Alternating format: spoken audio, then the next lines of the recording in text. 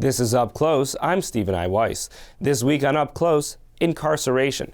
America today stands out as by far the country with the most individuals in jails and prisons. Why is that? What problems does it cause? What can we do about it? The University of Pennsylvania's Marie Gottschalk discusses all of this in Caught, the Prison State and the Lockdown of American Politics. And then, amid America's history of special incarcerations, the imprisoning of certain ethnic groups during World War II is a major topic. Contributing editor for Texas Monthly, Jarboe Russell, discusses some fascinating points of that story in The Train to Crystal City, FDR's secret prisoner exchange program and America's only family internment camp during World War II. But first, here's my interview with Marie Gottschalk. When we think about what our situation is with how many people we have in prison in America, with what it's like to be in prison in America, what do you find is in the popular mind? What do you think people know the least about this situation? I think that what they know the least about is that they think everybody's in prison because the crime rate went up, and that the more we lock people up, the more likely it is to reduce crime. And that in fact, I was just serving on a National Academy of Sciences panel on the causes and consequences of mass incarceration, and what we concluded after 2 years of study is that there's very little relationship between increasing the incarceration rate and reducing the crime rate, that it made some impact on reducing the crime rate, but not a huge impact.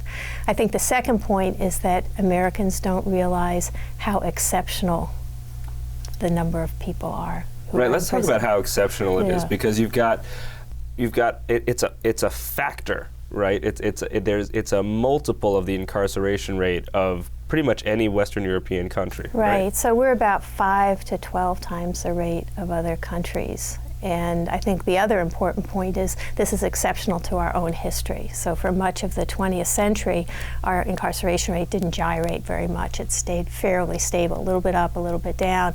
And then since the 1970s, it's been exponentially increasing straight up until about 2009, where it's dipped down a little bit since 2009, went up again in 2013. So we could say it's kind of stabilized at that point. I think the other point is that people often focus on the numbers, and what they ignore is that we not only have so many people in prison, but we have so many people in some of the most degrading, dehumanizing prisons in the Western world. It just seems natural to assume if we have all these people in prison, they've committed some crimes. How is it possible that the incarceration rate got away from the crime rate? How is it possible that we ended up with so many more criminals in prison than relative to how much crime is actually which crime is actually decreasing? First of all, some crime is just how you define a crime, right? So while I was walking to the studio today, I saw people smoking marijuana, right? And we're redefining. Where was that? Here in my, so we're right. You want to go out there now. Yeah. So, but we're redefining all the time what crimes are. So for a while, child pornography, believe it or not, in 1990 was not a federal crime, and now it's one of the fastest increasing crimes. The other thing is that the more you incarcerate people, the more you incarcerate people who are, we could say, marginal crime committers. So the more you widen the net, you're taking in people who may commit 2 crimes a year or 3 crimes a year, where when you're focusing originally, you may have people who are committing 100 or 200 crimes a year. So the more you widen the net, the less impact you're going to have on reducing crime. The other thing we know is that there's an amazing replacement effect. So if you take a bunch of people on the corner who are running a card game or running drugs or something like that, you lock a bunch of them up, it's sort of like, okay, there are new opportunities to move into the business, so you're not necessarily reducing crime. And now, The Train to Crystal City with Jarboe Russell. When we think of a lot of the history of World War II and a lot of the history of the Holocaust and a lot of the history of internment, we think we know just about everything, right? But you've come upon some things that most people probably haven't heard of.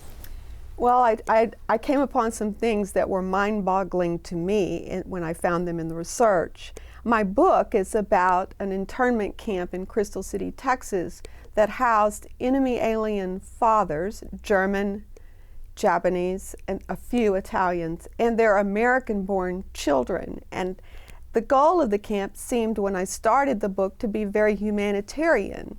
it was an attempt to reunite these enemy alien fathers with their families. And my book focuses on what the secret of the camp was, that it was, in addition to this humanitarian aspect, it was used by Roosevelt to create a pool of internees that could be traded supposedly for Americans behind enemy lines in Japan and in Germany.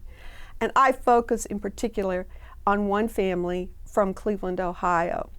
And that one family, this is kind of what happens with a lot of law enforcement situations where there's a quota that needs to be met. There's a certain number of American POWs. We need a certain number of prisoners to exchange them for.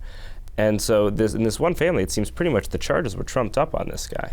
Yes, you know, the way that they arrested people during World War II, was kind of by your occupation. Matthias Iserl was an engineer, and he built a lot of bridges and dams in Ohio. And because he built bridges, the FBI thought, well, he could blow them up. You know, there was a tremendous amount of stigmatism against German residents. Like many, Matthias and his wife were born in Germany, settled here, and were residents here legally, but had not completed their naturalization service. So he got caught up, and he and a lot of other. There's even a point where his wife Yes. would be writing these impassioned Yes. letters saying, you know, my kids, we need food on the table. They need their father, and so on and so forth. And the response was very blunt. The response was very blunt, and I think it's the same laws that President Bush and Obama are using to arrest, you know, suspected terrorists today. And that is, if you are a citizen of a country that we're at war with, then it's not personal. You're an enemy alien, even, and you can be taken. And so Matthias and all the rest were never charged with any crime, never convicted of any crime, because under the Enemy Alien Act, they didn't have that right. So it didn't matter to them, and that's what the authorities told Joanna.